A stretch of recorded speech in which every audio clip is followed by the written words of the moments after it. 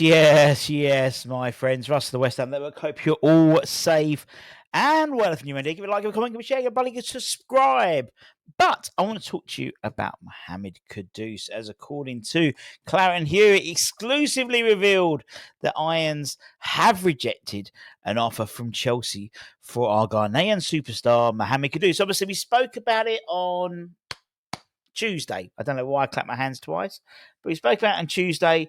Apparently there was interest from Man United for Kudus, and there was a swap deal with Jadon Sancho potentially, and money were led to be believed.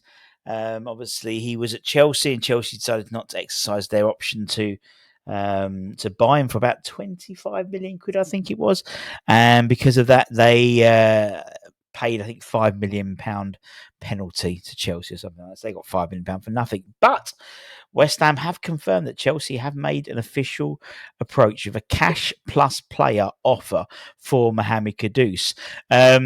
Now, several names apparently were sort of discussed. We don't know what combination in terms of the player that Chelsea or players potentially.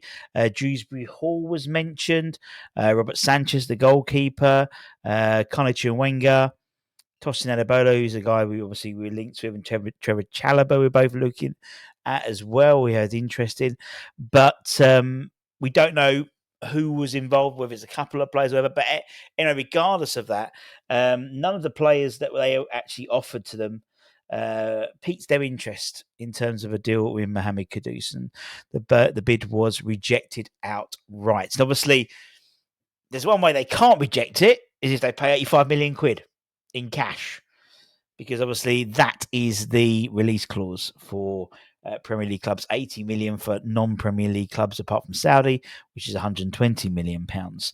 And it's clear that we're looking to bank a significant fee for the 24-year-old international, and not prepared to accept fringe players in return in terms of a player plus cash deal, unless it was a fucking good player, I'd imagine, to be honest.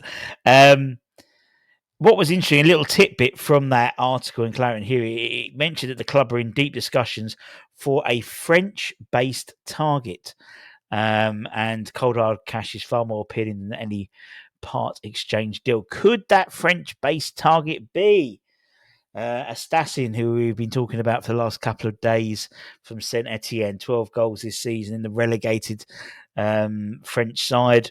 6 foot, traditional target man striker, 20, sort of very early on in his career. Could that be the player? Obviously, there's a lot of League R players we have been linked with. We originally linked with 𝙍𝙀𝙅𝙀𝘾𝙏 from Lyon, who looks like he's going to Man City. Loads of players who've been linked with over the last sort of few weeks. In fact, I think we are over 100 players we have been linked with in some sort of form since halfway through May. That's when I started to compile the list. Over 100 players now. Right, from the likes of, where's my list? From the likes of Tammy Abraham all the way to Nick Voltmade and everyone in between. Yeah, 104 actually. 104. And we may well add to that list in the next couple of days. Obviously, tomorrow we should have a sort of a rushing roundup. There's a couple of bits and bobs we can talk about in terms of incomings, and also some of the players we're being linked with. Their clubs are buying replacements already, which could allude to the fact that they're becoming available. So keep an eye on that. But let me know what you think. Let me know what you think. Clearly, the deal wasn't the deal West Ham want. They want cold hard cash, by the sounds of it. Or if it's going to be a player, not a fringe player. One of the. So that's be interesting to see what happens next. What they go back with. We know the price. If you want him, and we can't reject it, it's got to be 85 million quid, isn't it? It's got to be 85 million quid. Anything lower than that, West Ham can reject. But obviously, the release clause is met. Nothing you can do about it. But will they pay £85 million for the Kudus? On current form, maybe not. Holly did a show this morning, this afternoon, about how much would you sell him for?